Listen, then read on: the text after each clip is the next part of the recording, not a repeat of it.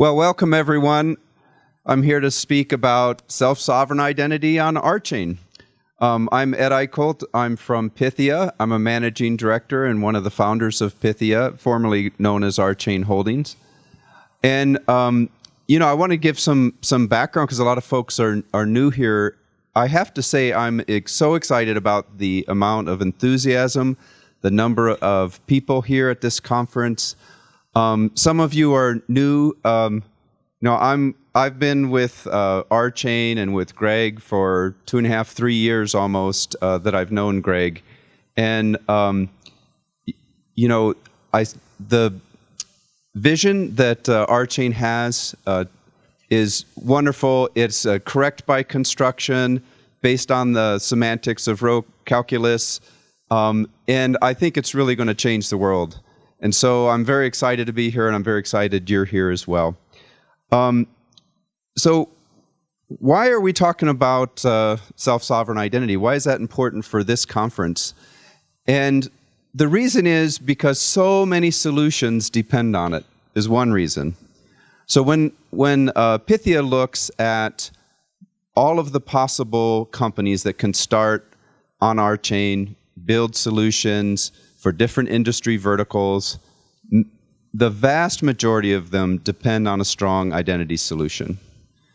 So you could look back at Bitcoin and Ethereum and say, well, my Bitcoin wallet, my Ethereum wallet work just fine without any identity. I can move money around the world. I can pay for smart contracts. But once you get into a business setting, or even you get into a peer-to-peer consumer setting, you have to know who's on the other side of that transaction. And it's absolutely required in a business setting.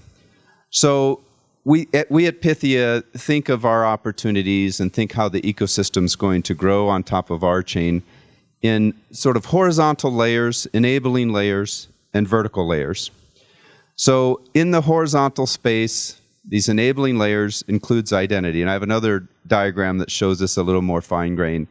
And then only when a substantial number of these horizontal solutions are in place can the verticals really excel.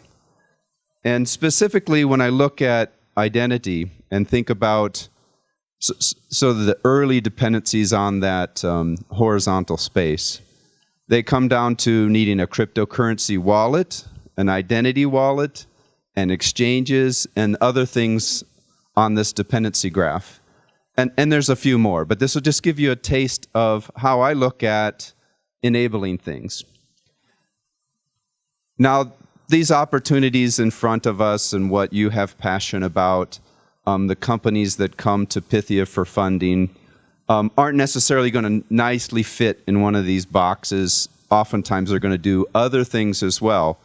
But let me say that every company that's serving an enterprise and many of the peer-to-peer, consumer-to-consumer applications as well depend on these things. They must have a cryptocurrency wallet if they're a decentralized application. They must have an identity wallet if they are going to comply to KYC.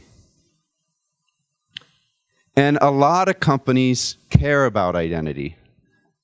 This is just a survey of various companies that care about identity and that a big part of their business is on identity. So several of these, are looking at blockchain. What does blockchain mean to identity? And that's really the purpose of this talk. What is self-sovereign identity? How does blockchain help achieve that? So today there's lots of problems with the current web authentication, identity schemes on the web. And the internet was and is decentralized, but the web is not so decentralized. And so that leads to some centralization risks and sometimes centralization problems as well. So today we're using passwords, and email and your cell phone number, are some of the key identifiers that companies can use to correlate all kinds of other information about you. And so then that leads to loss of privacy, the attack vectors for hacking, and so forth. And then from a company's perspective, all of these frictions are are systemic, and they cause enterprises a lot of money in overhead that essentially is waste in productivity perspective. From onboarding a new customer, where you as a consumer are asked yet again to give the same credentials over and over again as you onboard to another site, or re-verify something you told them just the last phone call or just 5 minutes ago when you touched it in their dial pad in their customer response program. Resetting passwords is obviously a big headache for enterprises, and dealing with fraud. GDPR, European Union regulation about how your data is managed by centralized folks, your ability to correct the so-called right to be forgotten rules. These are big deals for enterprises, and blockchain and self-sovereign identity can help in these areas. And then there's big opportunities and indeed big problems in certain populations, refugees, homeless, children, and how responsible guardianship is provided for these. And there's solutions around self-sovereign identity and guardianship as well. And all of these problems lead to really staggering costs for the enterprises and for the economy as a whole. We're talking billions and billions of dollars, in some case trillions of dollars affected in cybercrimes. So let's just do a level set is what is digital identity? And it's interesting when you talk about identity, I always like putting the word digital in front of it. Say it's like, well, I don't want my identity on the blockchain. But fundamentally, there's different aspects of this. We're talking about attributes about you, attributes that you accumulate over time that are oftentimes private information, and then designated information, or a lot of times identifiers about you. And a key thing, just in terminology, to think is an identifier is not the same as your identity. Identity is really a collection of these attributes and more of a collection concept. I'm going to show you a number of slides from Sovereign Foundation. In Seattle, we're blessed to have one of Sovereign's leaders, Drummond Reed, and he does an excellent job preparing and describing how self-sovereign identity works. So there's three primary roles: issuer, owner, or the credential holder sometimes, as it's called, and the verifier or relying party. And sometimes these roles move around from person to person. I mean, sometimes you can make your own claims about things, for example. They don't necessarily need to come from another party, but in the prototypical example, an issuer is like a government issuing a birth certificate, a passport, a driver's license, a university granting a degree, and so forth, a diploma. And you are the owner. You're not the creator of those things. In some cases, you just receive them. But in other cases, you have attributes and information that is very private. For example, this might be associated with your biometrics that you don't necessarily want to be known outside, or your DNA. And then there's verifiers or relying parties. So the issuer will issue a verifiable claim to the owner, and the owner passes that claim along to a verifier, and there's some trust relationship with the issuer. So this happens today in a lot of systems. It happens both casually as well as with computer protocols. So these basic protocols are a good way, and what I'm doing now is just level setting some of the terminology so that we can dig in a bit deeper. So sometimes what's really helpful to protect privacy, especially since when you get into computers, the stuff's going on the web, is to have zero knowledge proofs of a verifiable claim. And so there's a whole discipline around this, but let me just give you an example, is the claimant over the age of 18 as they enter a bar? Are they in this geographic region? Do they belong to this organization? And so forth. And so there's zero-knowledge proof, cryptographic techniques, ways to prove that. And there's a whole family of zero-knowledge proof mathematics. Some are very simple, some are more complex. And I'll point to some research area being done there. And there's value being transferred through these, as these claims are exchanged. There's value from the issuer to the owner, a benefit that the owner receives by being issued a credential, and value exchanged to the verifier or the relying party. And so when we look about how to monetize identity, these are new payment flows that could exist, that the owner is paying the issuer for that verifiable claim, that the verifier or relying party is paying the owner, and or the verifier is actually paying the issuer, perhaps in a blinded kind of way, so that the owner is not incurring the costs. So these kinds of economic models can be built up around identity, and this re-architects how costs are being incurred now. Let me give you an example. Let's say I'm an employer. I receive a resume and go through an interview screen, someone I like, and I have to check their credentials. Did they really have that university degree?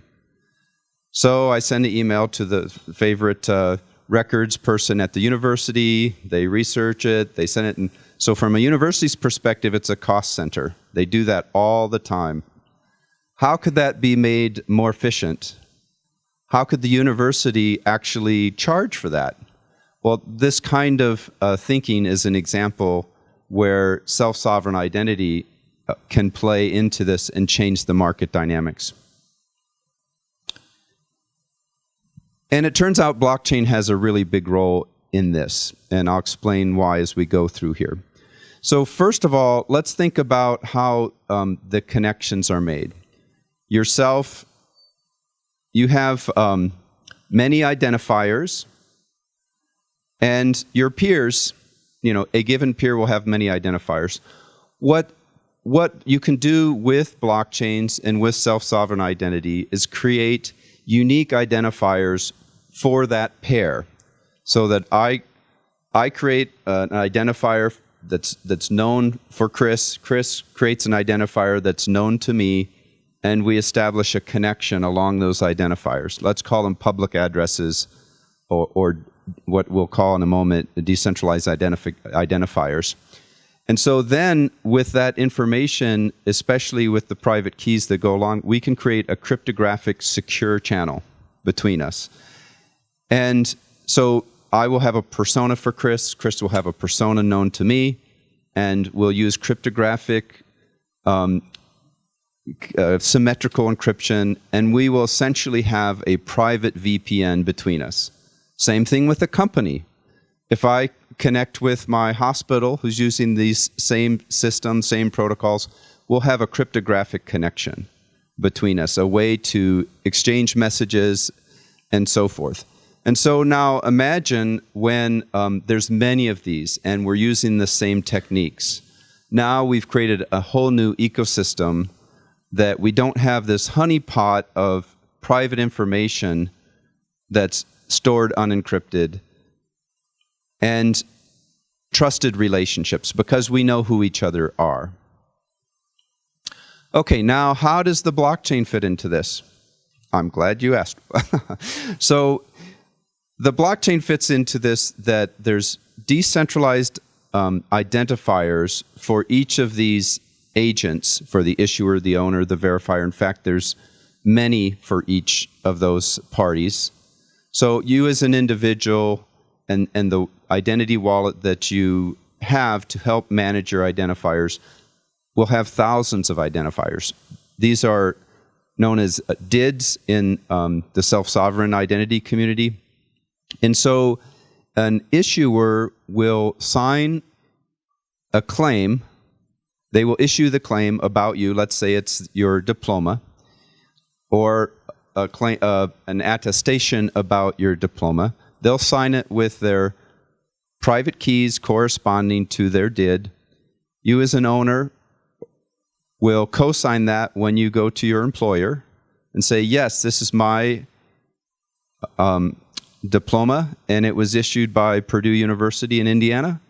And then the verifier can, because those identifiers are on the blockchain, and in the case of well-known issuers are going to be well-known, such as the universities, for example, I can verify that it was originally signed by the university and trust that. So another important framework to keep in mind is what on here is on-chain and what's off-chain. So this will vary a lot depending on the solution and how public and how discoverable it needs to be. But generally, you want to keep as little on the blockchain as possible from a privacy protection perspective. Now, if you're a government, maybe it's a different story. You want to keep it all on the blockchain so that it's publicly accessible for certain set of transactions. But what will need to be on-chain is the DIDs with the associated addresses that are valid, so that you can do key rotation, and let's say you have a ledger device that you're using for signing, and you lose that ledger device and you want to decommission or inactivate that address. So there'll be some invalidation of certain addresses that can occur. And then similarly with claims, we're not, generally speaking, putting all the claims on the blockchain, or necessarily even records of the claims, if they don't need to be, if that secure channel is used to pass the claims from the issuer to the owner, from the owner to the verifier. But what may be needed is a revocation of the claim. So let's say the university made a mistake or found a mistake later, or something just expired. So that's something they may want to advertise more broadly. And so maybe they're just taking the hash of the claim, signing it, and say this is a revocation, that is no longer valid.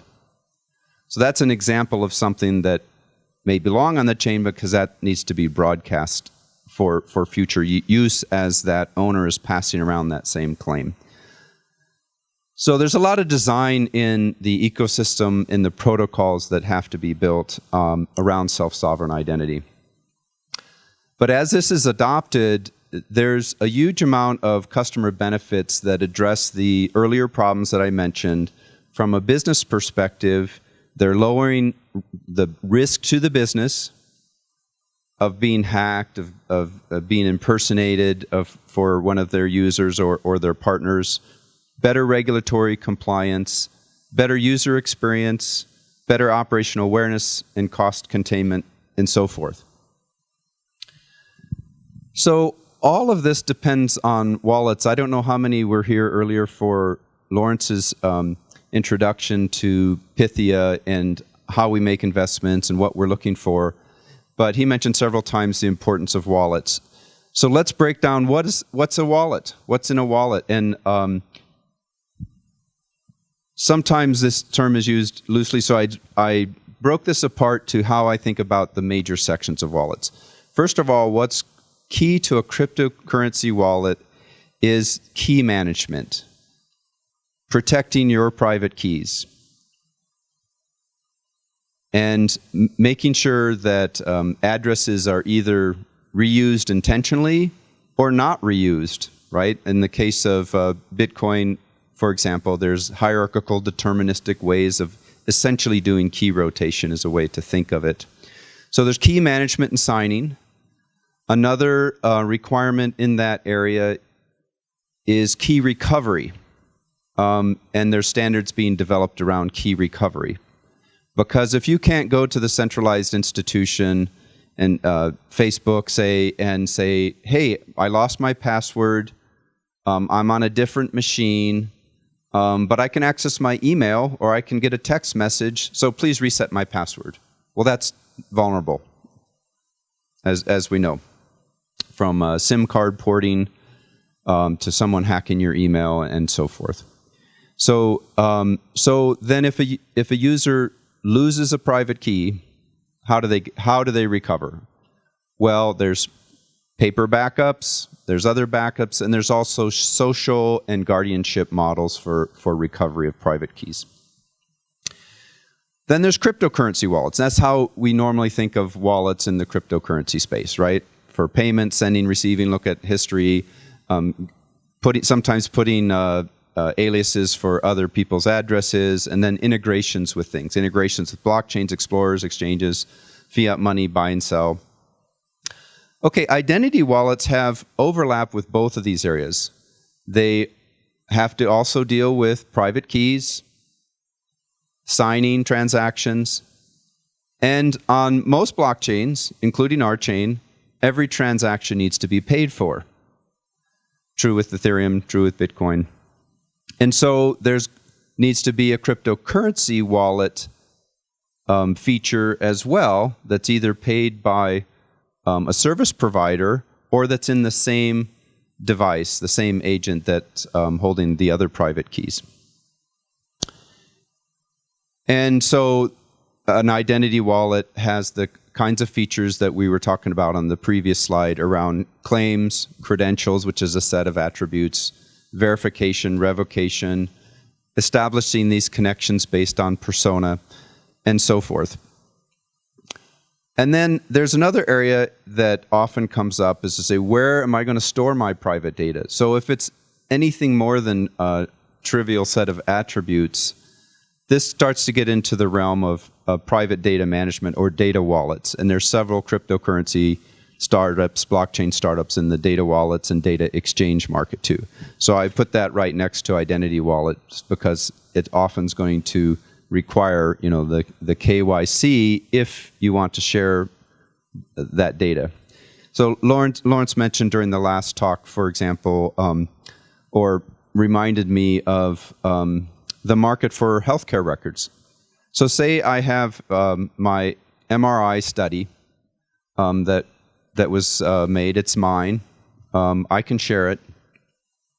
Well, it turns out I can make money off of that. So while the hospital may not be able to share it readily, I can. Let's say I had an issue, I had presenting symptoms, I have all the paperwork, I have the study, I have the radiological interpretation of that. I went on a medication to reduce swelling or whatever. And then I can actually sell that to drug companies. And so that's just one of many, many examples how your private data, if you're willing to share it, can earn you money.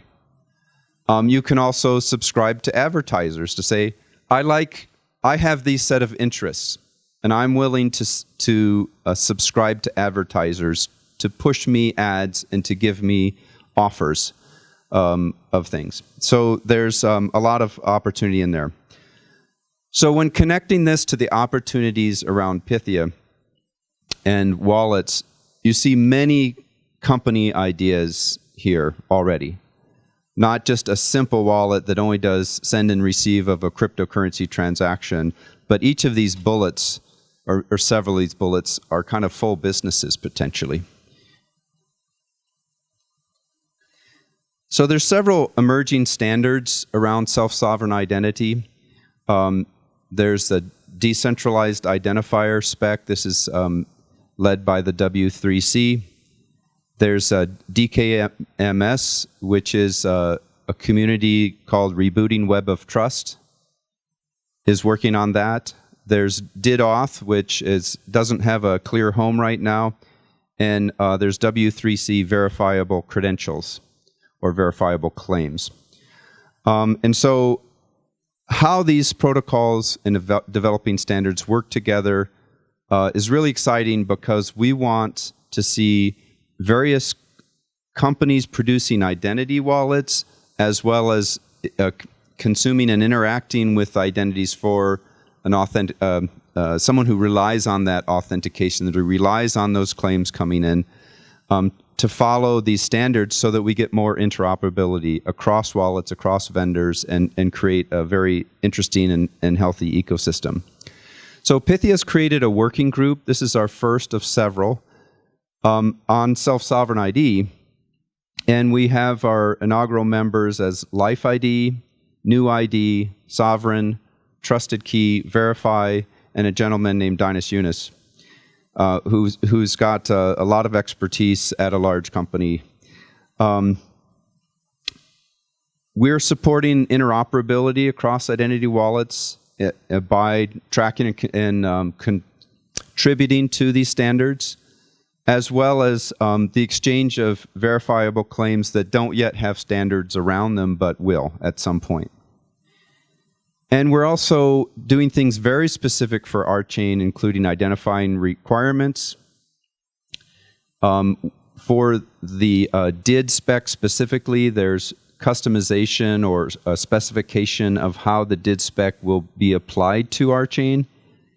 And we want to collaborate among these parties and be and broader about how these protocols will work specific to RChain. And ultimately, we'll create some reference contracts implementing these standards, in Rolang. So those are our deliverables for RChain. And we've already identified several requirements for RChain. Obviously, there's some things that aren't on this chart that should be sort of obvious and implicit, such as low cost, fast transaction throughput, et cetera, et cetera. But the elliptic curve standard, already RChain is committed to what's called SECP 256K1, which is the elliptic curve signing used on Bitcoin and Ethereum. But it turns out your iPhone or your Android in the trusted execution environment has a different elliptic curve. So yeah, you can build a wallet on here, but it's not going to be as safe because it's just using the software and not an environment that is much safer than that. So a requirement for us, for RChain, that we need to communicate and convince them to add is this R1 curve, or prime 256. And another challenge from a design perspective is how transactions about identity, such as creating a DID and registering it on the blockchain, and paying for that, especially if it's being paid for by another address, for example, by a service provider, that those aren't correlated. Does that require zero-knowledge proofs at the platform level? Something similar to Zcash, where the address is hidden or the amount is hidden? Perhaps. So we have to have this discussion. We're going to have this discussion this week with the developers. I want to take a moment to introduce Chris. He was the other agent in my peer-to-peer. Chris is CEO of Life ID. Just say something about yourself. Wonderful. Hi. Well, you just introduced me. I'm Chris Bosco, CEO of Life ID. We're excited to be here at the DevCon for RChain, and we're super excited to be working on RChain. Basically, we've been working on a self-sovereign identity platform for almost a year now. It's an open source platform with built-in governance so that the identity holders can ultimately control that platform. We're so excited to have the opportunity to build this on RChain because we realize to build a worldwide identity platform, we require massive amounts of scale. And so RChain is going to give us that scale that we need. So I don't know what else you wanted me to talk about, Ed, but just excited to be here. Great introduction, Chris. It's wonderful to have you and Life ID as a portfolio partner of Pythia. So I have a fair number of more slides going into depth on these specific protocols, on DIDs, on verifiable claims, on DID auth, etc. But I want to pause and make sure answering questions about what's been covered thus far, because I know we're going to run out of time as I go through those other slides. So would like to break for some Q&A now. Yeah, let's pass around the microphone, please. Hi, great presentation. Thank That was you. awesome. Very informative. You touched on that subject a little bit with the interoperability with other identities, and you foresee the future where there are going to be multiple digital identity protocols, and you're going to have verifiers and issuers basically that are going to need to have the ability to be compatible with those different identities, where they're going to issue different DIDs for different identities. Is that how you see it? In short, yes. However, with a caveat of this is not forced to occur. It's a matter of adoption, and there can and will be multiple identity schemes on top of RChain, on top of other blockchains. We're already seeing it on other blockchains, and the big companies, Google, Facebook, Microsoft, Amazon, and others aren't going to necessarily fully embrace self-sovereign ID, and losing a data stream about your data and about the way you interact with them and about their revenue model of about selling and correlating your data. So they may say one thing about self-sovereign identity and do something slightly different so that they don't completely jeopardize their business models. But that being said, these large companies do recognize the importance of more and more secure and private data as well. So you'll see announcements from everyone I mentioned about better identity schemes. Cool. Will they be the same as what these standards and what we're working toward? Probably not exactly, but there'll be some similarities. Cool, thanks. Hi, I'm Tim. I wanted to know what might be the first solution which is fully Ethereum and RChain compatible you see for digital identities, and including a wallet. Yeah, so there's certainly possibilities that, for example, the DIDs that are created by Ethereum's Eykholt project, one of the consensus projects, will be reusable on RChain. The DID mechanisms will be same, although the URL, you can think of it as a URL or URN scheme, is going to be different for Eykholt on Ethereum than it would be on RChain. But the RChain platform is going to support, in a particular namespace, Ethereum public addresses and signing with those private keys, so that those could be leveraged over. We could, and a company could look into doing something with the Ethereum name service, for example, porting that over to RChain, and then being able to reuse those same addresses as friendly names, for example. So there are some opportunities there, but there'll be some differences as well. Yes, let's get you a microphone. Okay, I'll repeat. Do you have all this laid out on some kind of a roadmap, or is that being developed? Or as much as I would like to lay it out on a roadmap, and I'm a product guy and a program manager and love building these things, ultimately we're attracting companies that kind of align with our general themes for investment, that will build their business case, that will be solving specific real problems, and they will drive the roadmap. They will drive through the identity working group the collaboration to solve their particular problems.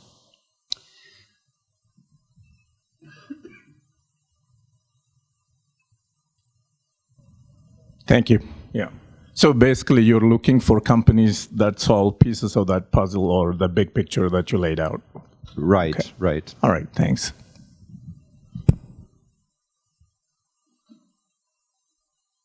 The way I look at it, as I mentioned earlier in the slide, is there are these real dependencies between features and functions that are going to be built on top of RChain.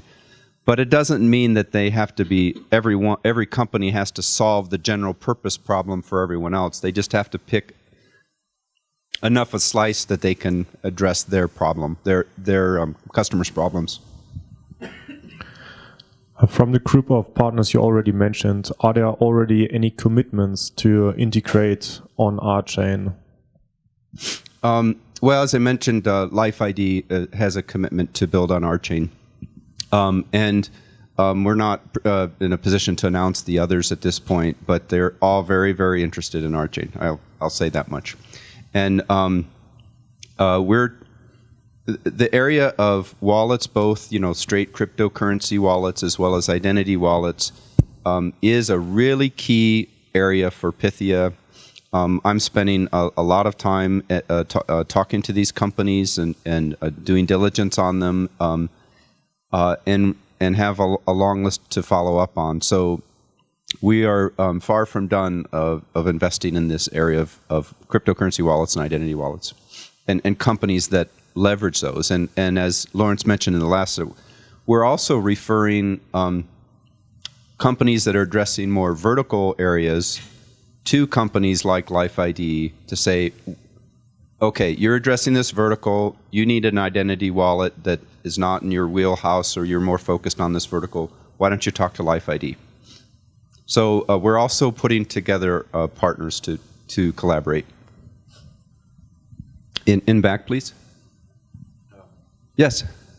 I was wondering if you, at least philosophically, were more focused on identity in specific realms, like KYC versus healthcare identity. If you kind of had a focus, or if you were looking for something just generalized, or if you were partnered with like a pre-existing KYC firm, something you could bootstrap, or partnered with a healthcare firm. Yes. So yeah, just to repeat some of the question for the camera and the viewers, is Pythia, am I interested in partnering with particular segments or more general purpose identity, where specific segments might include healthcare, for example, or other populations that have a large set of folks that already have gone through KYC? And I would say both. Existing populations, they have to be motivated to move. And healthcare is certainly one of those that's very interesting because of HIPAA regulations, and another set are those that need to comply with GDPR, which is essentially every large company, because every large company does business in the EU.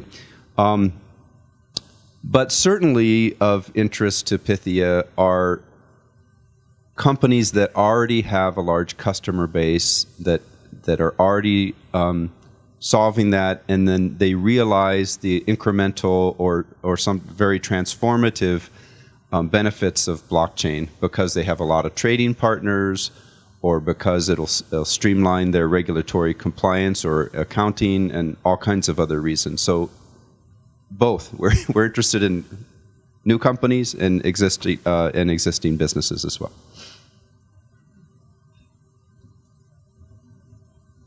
So let me just take the pulse of the room. We have about 15 more minutes. I can go through some of these additional slides that go a little bit deeper into some of these protocols, or we could do some more Q&A. I'll go deep on a few slides since it's kind of quiet.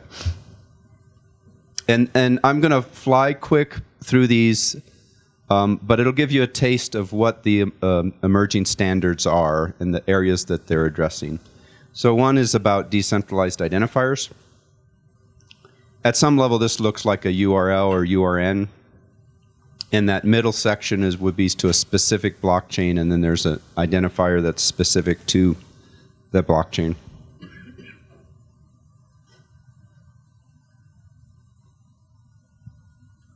How would you like to cover these slides, Chris? Because I'm having a coughing fit, which I often get when I talk for 45 minutes. So I don't actually know what slides are coming up next. So I'll do my best, Ed. I did want to cover one point on the question that was asked earlier about interoperability with regards to DID specs and some of these specifications. The whole premise of decentralized or self-sovereign identity is putting the owner of the identity, in control of configuring the identity.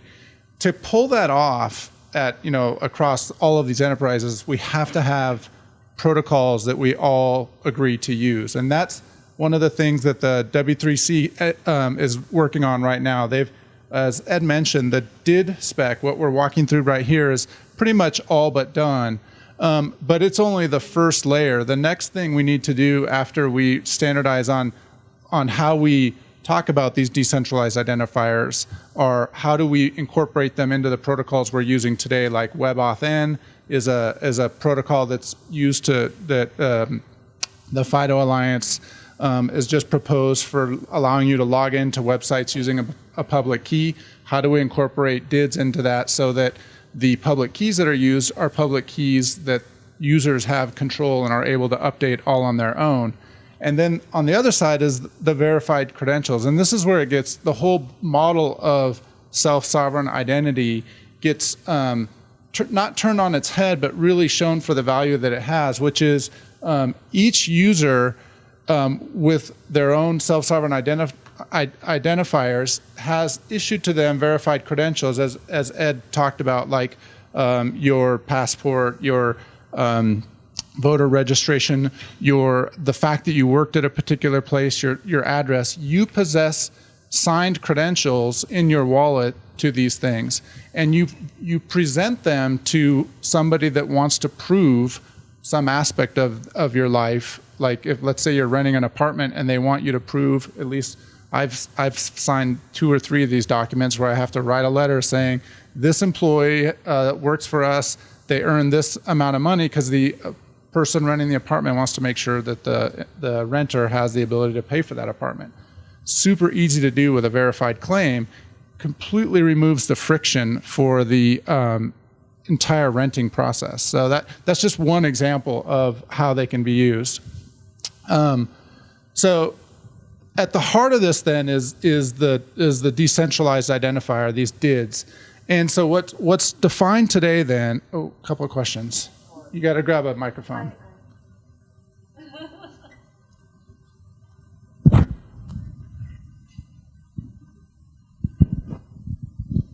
When you talk about individual users having control of their own identity, what level of technical expertise are you thinking about?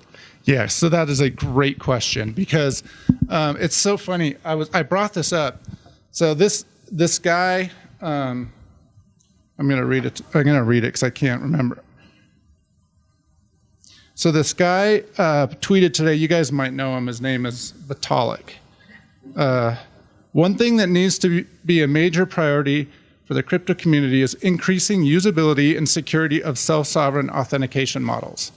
At the end of the day, what at LifeID, what we envision is users are using their phone and they're using an app on their phone like Uber or any other app that you're very accustomed to using. And that's got to be the simplicity of managing your identity. So it doesn't work if, users are dealing with ERC 20 or, I'm going to throw out a bunch of acronyms. But if users are having to wrap their minds around a public key, it's not going to fly. So at the end of the day, the simplicity has to be in the apps that the users are using to manage their identity. We at LifeID envision that being mostly done through the mobile interface.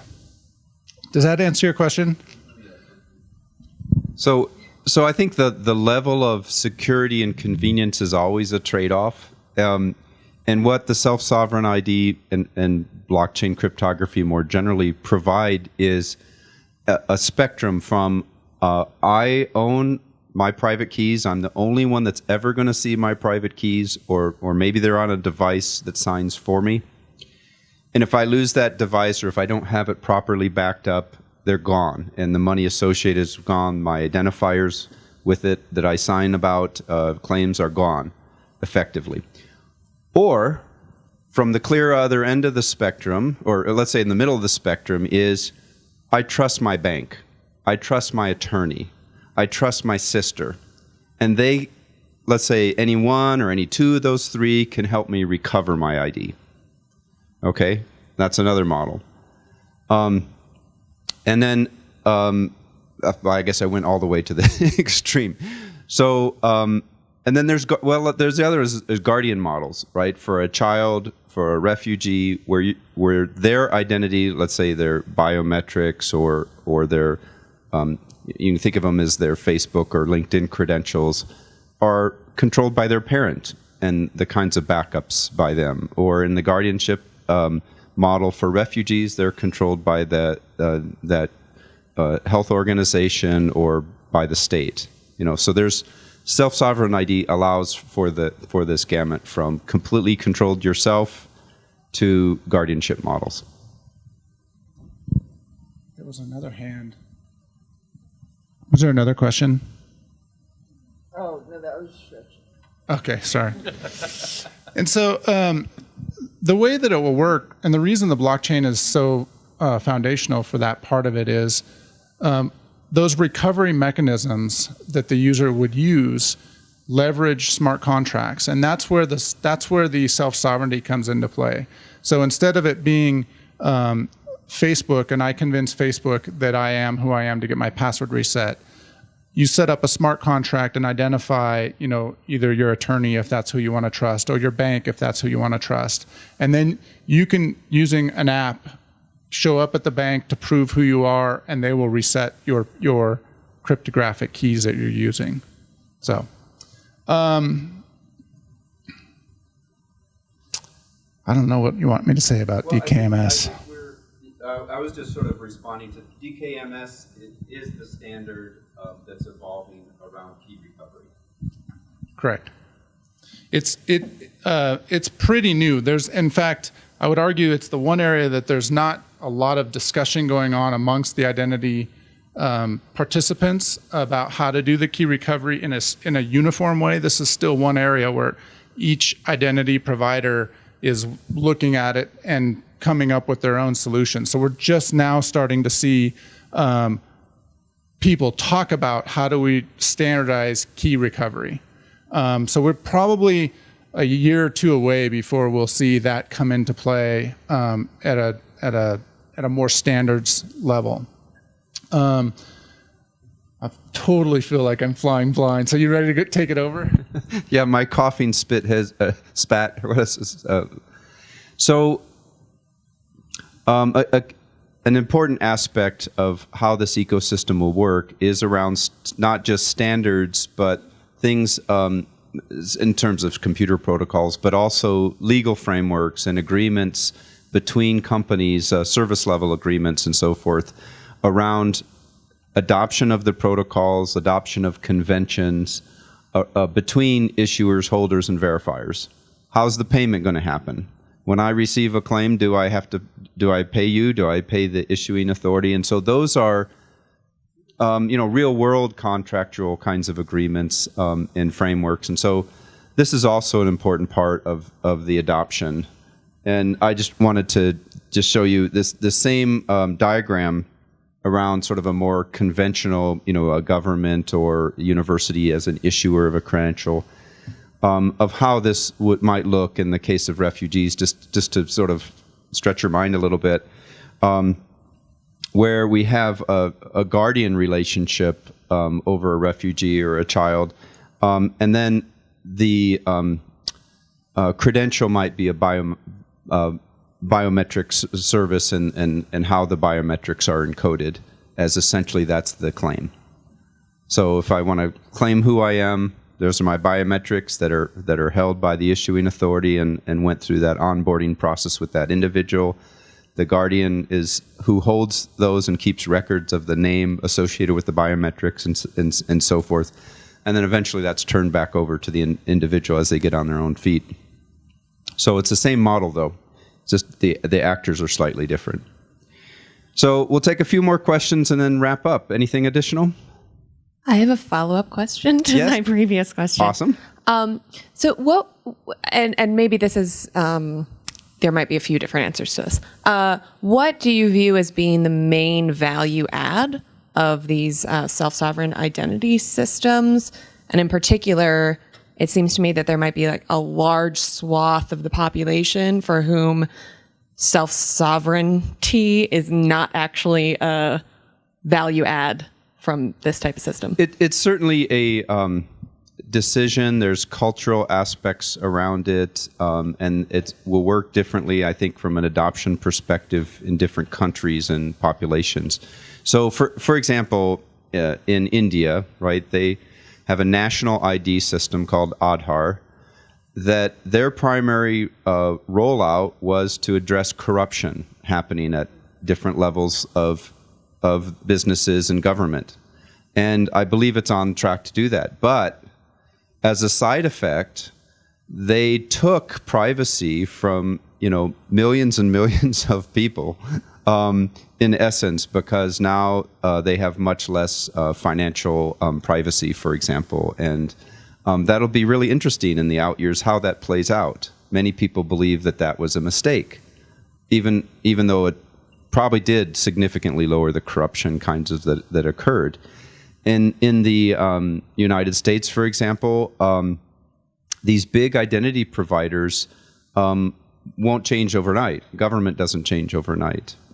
But when we're talking about blockchain adoption specifically, and those projects and countries that are embracing blockchain and that want to do businesses on it, KYC and its sort of sister anti-money laundering protections are really essential for all businesses. That regulatory compliance is absolutely required. So again, I concluded and am committed to say that every enterprise adoption of blockchain, public blockchains, requires self-sovereign ID.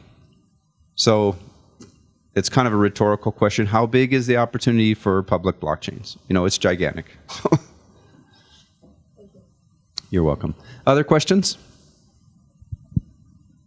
Okay, thank you so much. And again, I'm Ed Eykholt of Pythia. We'll give you my email here if you want to follow up. Thanks for attending. Thanks for those at home. Thank you, Chris.